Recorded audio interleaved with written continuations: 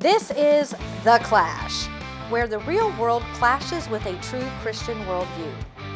Join former professional wrestler Chris Whaley, known as the Masked Saint, who is an author, pastor, and teacher that brings his wrestling skills into the squared circle and tackles real-life issues. Along with Jeff Dixon, best-selling author, internationally known teacher, leader, and pastor who is not afraid to tackle the tough issues of the world we live in. Together they form a tag team of wisdom in The Clash.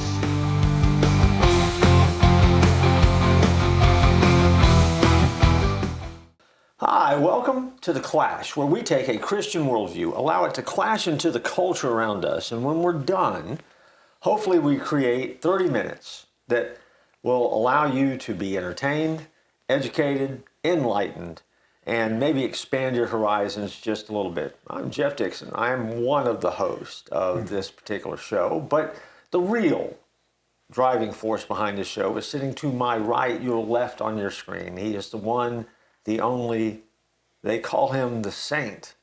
It is Dr. Chris Whaley. How are you? You know, every time I get with you, it gets better and better. Really? Yeah, Gooder man. and gooder? Out of all the people I know, you're one of them. Yeah, I'm one of them. That's right.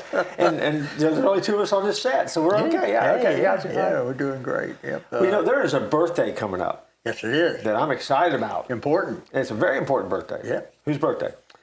America. Yeah, America. 250 years. 250 years. I don't remember all of them. I do not. I do not. No, and you know, what's really amazing, Jeff, is probably the most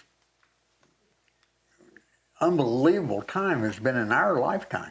It really has. Yeah, it really has. I mean, you think, you know, when I was a kid, air conditioning in cars was not really a big thing. And of course, growing up in Florida, man, getting an air conditioner in your car. Now they actually work. I know. You know, look at that. Look at, you know, you remember TV with the rabbit ears? Yeah, black and white TV. I remember black that. and white, yeah. And now, you know, you get thousands of channels. When in our day, you had three, right? Three. If the president was on, you were messed up, man. Yeah. And now you got a UHF channel every once in a while. Yeah. They were the best channels. Yeah. Yeah, sure. And so things have changed so much in our lifetime, but there's a whole lot more to it because 250 years of progress in this nation. I'm ready to tackle it. There's a lot of history. And what we're going to do in this episode, and this is the first episode in perhaps a series of episodes where we're going to talk about America and look back at some of those events and some of the situations. We'll probably talk about some spiritual implications of those events, why they matter. The list that we're going to share with you is certainly not exhaustive, but it is important and it's hit our radar. There's going to be some that hit your radar that we don't think about. But we're going to explore America at 250 years. We're going to talk about some of the historical events that have happened to get us to this moment. And so we'll continue that conversation right after this. I love hearing from our listeners. I have a website called themaskedsaint.com, and I get, you know, people telling me things about the old wrestling days. I love to hear from them. I'm on Facebook, I'm on X, I'm on Instagram, and I just never get tired of listening to people. And if you have not read The Masked Saint, I have that available on my website. I have the Christmas book, Harold's Heavenly Christmas. I have the last book that I wrote with a wrestling buddy called Mr. President. Pictures whenever I was still in good shape. I have those available along with t-shirts, anything, but most of all, just love to hear from you. Welcome back. We're glad that you're with us. We are talking about America 250. This is our first episode. We're looking back on some of the events that have hit our radar of, for us, these are the most important events in American history. There's a ton of events that have taken place for 250 years, so we're obviously highlighting. Yeah. But go ahead. What is your first one? What's the first one? I think you got to start with this, and that's the signing of the Declaration of Independence. That would be 1776, wouldn't it? Right, 1776. Okay. You have, you know, the founding of our nation, where America formally declared independence introduced these radical ideas Yeah. about liberty and equality and government by consent. And you know, in the midst of this, they're dealing with some pretty devastating stuff from England. Yeah. And so they had to have a lot of courage to do what they did, to stand for conviction, but despite the overwhelming odds that they were against. Yeah, I think there's something that's incredibly inspiring and admirable, but also, God breathed in that moment when this group of very different people, Right. Were able to put aside a lot of those differences and think collectively to get to a point where they created this document that becomes so pivotal, Right. based on an idea or belief that, God really has created people to be free, Right. and making America that melting pot for that to happen. That's it's pretty incredible. I've often wondered, in the political climate today, a document like that would never be signed. Mm-mm. But I've often tried to go back in my brain cells and try to think, what would it have been like to be in that room in Independence Hall? Oh, yeah. And to put your name on that document. I think there's a moment where you sign it and there's almost like a holy hush, like, what have we done? Yeah. And are we ready to pay the price for this? I mean, I think it's a huge moment. Yeah. And I've been to Washington, I'm sure you have too, Mm-hmm. and seen, from, it's under glass and everything, but have seen the actual Declaration of Independence. That's pretty awesome to go there and say, hey man, this is the actual document that those guys signed. Yeah. Crazy. Just amazing. And that it has stood strong for 250 years. Yeah. There are a lot of nations that have collapsed in the last 250 years, but America continues to go strong. And I heard Nicolas Cage stole it, but they got it back. Is that true? I saw that. Yeah, What was it, National Treasure? National Treasure, yeah. I think they got it back. They got it back? Okay, yeah, so they got it back. Okay, it's back. As long as it's back, I think that's important. Yeah. I had that.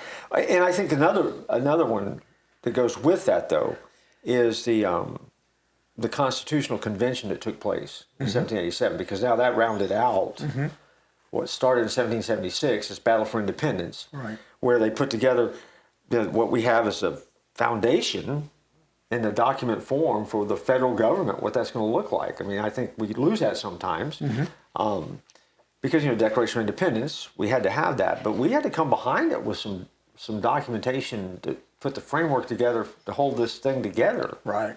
And so, that Constitution, the Constitutional Congress being put together, I also think that's a pretty big deal.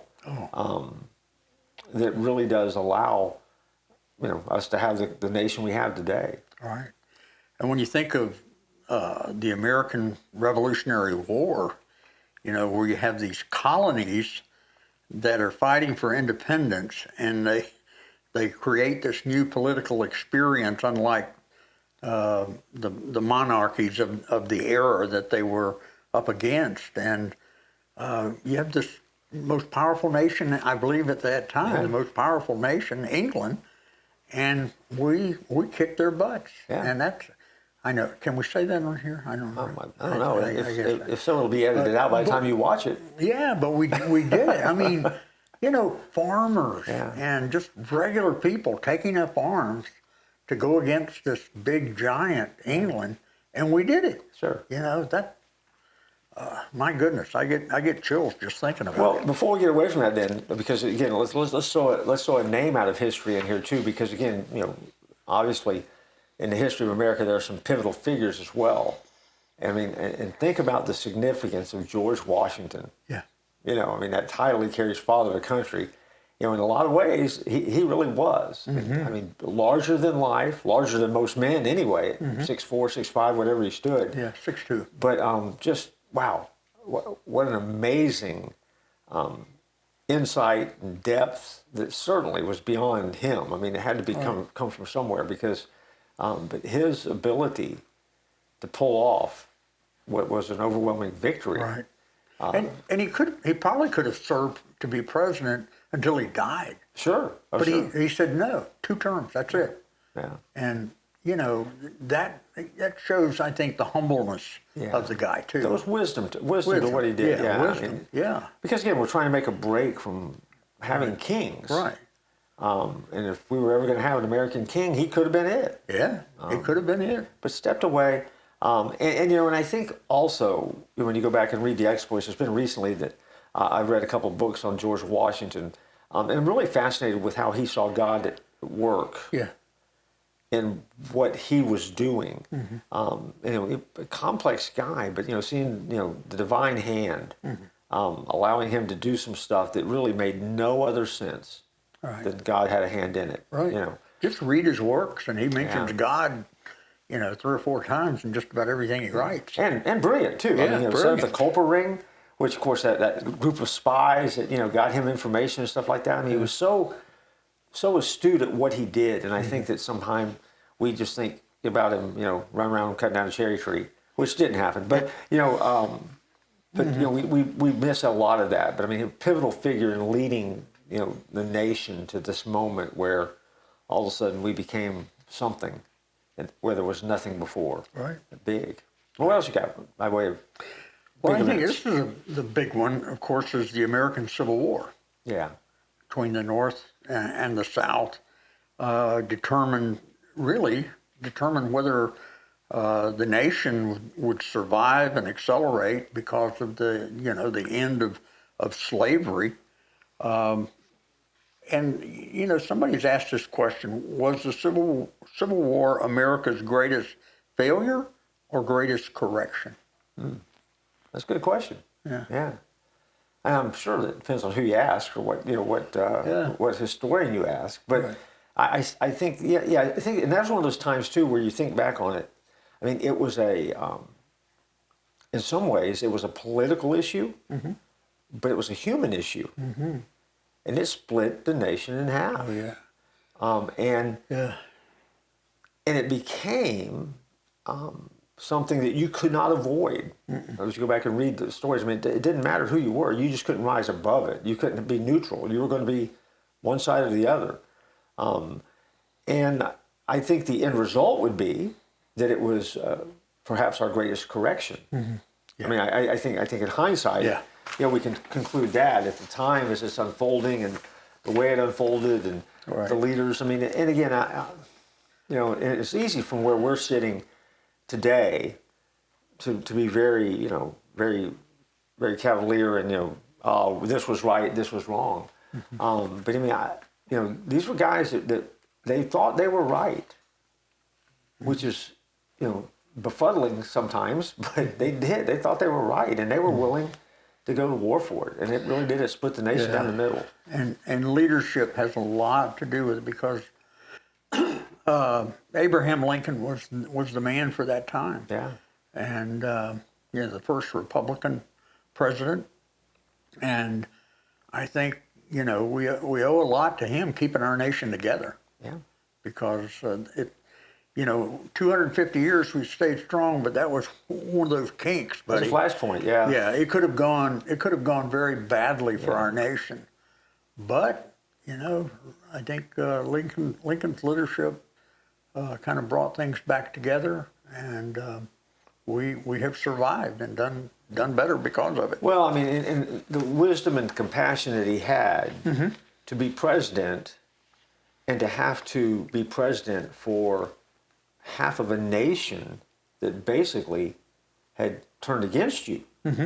And still, you know, we talk about divided politics in our era. Right. I mean, it was divided, but he really did consider himself to be the president for the North and the South. Right. And took that responsibility seriously in trying to reunite a nation, which I just can't even imagine the responsibility, the weight of responsibility on him. Yeah. That was huge. It was huge. Yeah. He was also a man of faith. Oh yeah, no doubt. When you read the things that he wrote, buddy, it was there. Yeah. I think right along with that, the Emancipation Proclamation, which was, you know, the freedom of for the slaves, that changed the moral direction It did. of our nation. You ask this question, especially in the political frame that we have today, can one leader change a nation's conscience? And Lincoln did that. Sure. Yeah. Well, I mean, and again, I mean, this is where, your leaders, they matter. They matter. And I mean, because again, that bully pulpit, that position, that seat, it means more than we know sometimes. And so, absolutely. So that became, I mean, you're right. I mean, I think that was the point of the spear in some ways for America to survive. Right. Because you play those what if games. What if it hadn't turned out that way? Right. You're talking about a separate nation with a line that kind of cuts across, that Mason-Dixon line, I guess, and that's a scary kind of thing to think about. But again, part of our history, and we have to learn from it too, right? Absolutely. Because again, it was an Absolutely. interesting time. Yep. We better take a break. Okay. Okay. We haven't covered very much history yet. No. Okay. Not at all. Not at all. Hey, we'll come back. Hey, Chris, I was just doing my laundry and look what I found. Oh my goodness! Look at that. The Clash. The Clash T-shirt. I love that. You know what makes it so special? Why?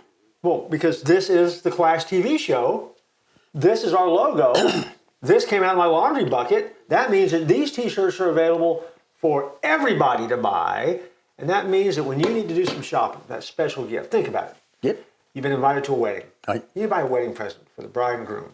Wow. Matching Clash T-shirts. How awesome Every would that home be? needs that. When they have a baby, what do you want to get the baby? A onesie. A onesie, a Clash onesie. You can get that as well. Right. If you're looking for that extra special gift for a loved one, Right. you can go to the Clash store and get a Clash journal. You can get Clash magnets. You can get Clash widgets and gadgets and keychains. All of that is available. All you have to do is visit the Clash store. We live in a great day, Jeff. We do. And perhaps the greatest store out there is the Clash store. So follow the QR code at the bottom of the screen. You can go to the Clash store and get stuff your very own. It'll make us happy. It'll make the show even better. And you can put on your Clash gear while you watch every single episode of the Clash. Absolutely. Hi, welcome back. We're talking about America 250, some of the events that have shaped our history, some of the spiritual implications, some of the things we need to learn about that. And hopefully you're looking forward to celebrating the 4th of July as America turns or celebrates 250th birthday. And so we've been talking about some stuff before the break. There's no way, we made the comment just before we left, we haven't covered a whole lot of history. There's a lot of stuff over 250 years. There's an event that took place in 1803, though, that is significant, that I don't know if it would make everybody's list or not, but it makes mine just because of the impact it had. And it's the Louisiana Purchase, happening in 1803, where we get the territory from France that expands us as a nation, west, and it takes us east of that, or takes us west of the Mississippi River into places unknown, really. And I mean, the deal ends up being a great deal. We acquire it from France. But, the irony of this, we didn't know what we had. And so then it started this great period and era of something that I really think is significant for Americans, is this desire to explore, to discover, to create, and to establish itself in new places. I mean, I think that a lot of that survivalist and that American spirit really started fleshing out as a result of the Louisiana Purchase. Right. And they had to make a map on it too, right? Oh yeah, I mean, it was. You're buying. I mean, I just can't imagine, trying to create that kind of a land deal and not really knowing what you're going to get or what you finally got in this agreement. Right. Because on one hand, we didn't know what we were getting, and on the other hand, France didn't know what it was giving up. I mean, and at the end of the day, it becomes a part of our biggest expansion of territory in U.S. history. It makes us the nation we are today. Pretty so I mean, huge. pretty significant. Pretty significant. Pretty important. Yep. Yeah. What do you got? Well, I was going to skip all the way forward to World War II. Okay. Skipped over World War I. Yeah, I skip know right that's past World War I. significant, but you think of, World War II, where I think for the first time in American history, you have global leadership coming from our country. Yeah. Global leadership. It transformed America into a superpower. Right. It actually reshaped the modern world. And I think, World War II was probably our finest hour. Yeah. Unbelievable sacrifice that was going on. And, think of, everybody we were against. I mean, having to go against, the Japanese, the Germans. I mean, my goodness. You think of what Hitler was doing. I mean, had he succeeded, you can imagine what this world would have looked like. But do you think, again, I mean, you don't have to have an answer for this question.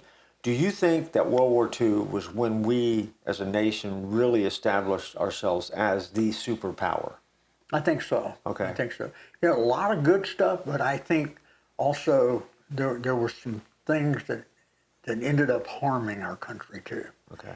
Because we changed the nuclear family a little bit there, where our men are going off to war, and it forced a lot of moms into working, and so when they come back, they say, "Oh my goodness, look how good things were when just Dad was working. Look what we could have if Mom and Dad were working." Sure. And of course, the children are sacrificed for that. And I know I get into a big thing today about, women in the workforce and all, but it changed the home in my Sure. opinion. It changed. Well, I the mean, home. I think I think it's fair to say, whether you like it or you don't like it, whether you think it's a good change or a bad change, I think any global event like that, any major event like that, the ripple effect of that is huge, and it will. I mean, change is inevitable when those kind of events and moments come, and I think you see that at every intersection of history, though. That the ripple effect out of it, you gain something, but you lose something at the same time. There's a plus and there's a minus. It always takes place because again, everything costs. I mean, it's that the bottom line for us as Americans. Freedom has never been free, right? The cost of freedom. What is the cost of freedom? What is the cost of doing and being Americans in today's world? Right. And so, but I mean, those are valid points. I mean, you can, you might like them, maybe you don't like it, but at the end of the day, I mean, it's real. And so. What's really amazing is we still have some World War II veterans that are still living there. Of course, they're going very quickly, but I still, have a friend. He's I think 104 now, and he was a decorated World War II flyer, and it's just it's amazing that generation is dying off because they gave us so much. And what's fascinating about World War II, in a lot of ways too, is when you mentioned Hitler earlier, the rise to power that Hitler had and the way that he did it,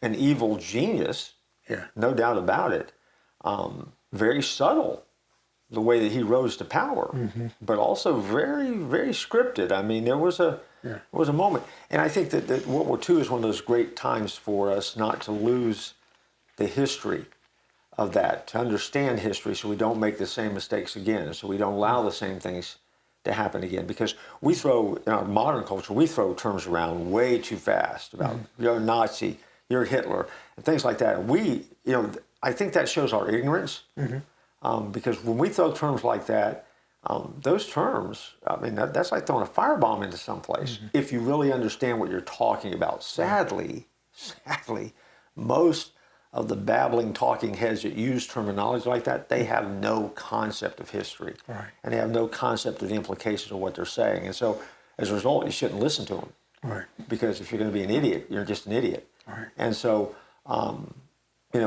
because again, we need to learn from history. Because if not, we will make the same mistakes again. So we need to be wise. So, Well, the thing that really drew us into World War II was the attack on Pearl Harbor. Yeah. and it kind of unified our country. And I've asked this question, Jeff, what do you think, why does tragedy often create unity? Yeah. Well, I think tragedy is a stark reminder of what you have that's valuable that you can lose in a heartbeat. Mm-hmm. That's a good point. And so as a result, we rally around that. I mean, because I think of September 11th, certainly, and I'm sure that would make our list at some point too if we kept, had unlimited episodes. Because again, we realize in that moment how valuable what we're about to lose, really is. And so, but I also think that's how God uses tragedy sometimes too, to grow us up, to teach us, to build character, to help us hold on to what's most important and prioritize our lives in some ways and make decisions that change things. Yeah, but it brought great resolve from devastation. It just caught us. We couldn't imagine on our worst day what took place on Pearl Harbor taking place, and it had a lot to, bringing our nation together. It did, and thrusting us into World War II. All right, what's the next one? Well, I have one that really, and I guess when I throw it out, it really happened over a period of time, but it's the American Civil Rights Movement. Mm-hmm. I think that era of history that unfolded. That we lived through. Yeah, that we lived through. I mean, talk about jumping around here, but yeah, that we, happened in our lifetimes where all of a sudden, in some ways, not exactly, but in some ways, we were going back and revisiting the Civil War all over again. Except this time we weren't going to, pick up arms and fight against each other and split the country down the middle, but it still split the country down the middle. Oh boy. And again, that's where we come back. Do we learn the lessons from history, right? Right. Because again, here we are trying now to give rights to people who have been freed, who needed to be able to have those rights. I mean, it was a turbulent time. And some people led well through it, and some people were horrible through it. Well, in our day when we were children, Florida was a part of the South. Sure. Now we're kind of lower New York.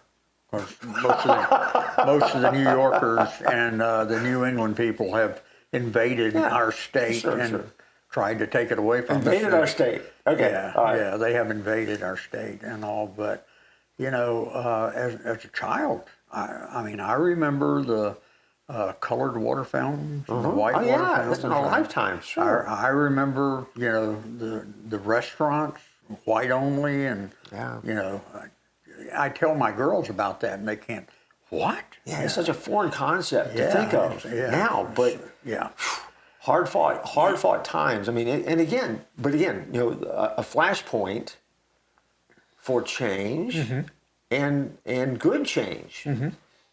It came, America at so many crossroads has been able to write its course. And I think, again, we come back to history, right? We have a lot of things that happen today that people, say there's a civil rights issue, and they're really not like that. Not like that. And people that talk that way, they don't understand history. Again, we've got to get better at that and go from there.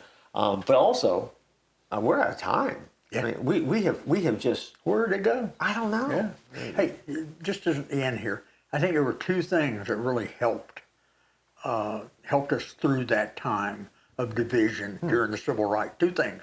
I think music was a big part of it, and I think sports was a big part of it. Sure. And those two things are still today helping us to have a little bit of resolve during those difficult times. Yeah. Okay, you said it's time to go. It's time to go.